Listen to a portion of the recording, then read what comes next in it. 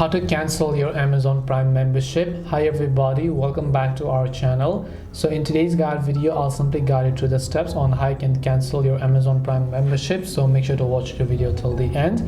In order to cancel your Amazon Prime membership, all you have to do is first of all just launch the Amazon application here. Then once you launch the Amazon app, you're going to see this type of interface where you just need to tap this little account icon from here. Then once you tap on this icon, you want to go to your account at the very top.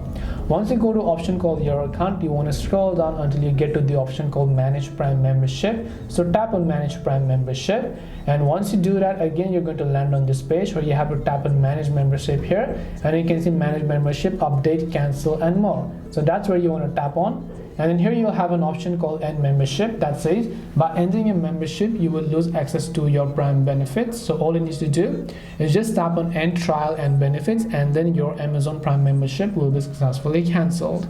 And that's it for today's video on how you can cancel your Amazon Prime membership. Hope this video was very helpful to you guys, and if it did help you, then make sure to leave a like and subscribe to our channel. If you have got any more questions, feel free to leave them down in the comment section. Thank you very much for watching till the end, and see you soon in the next video.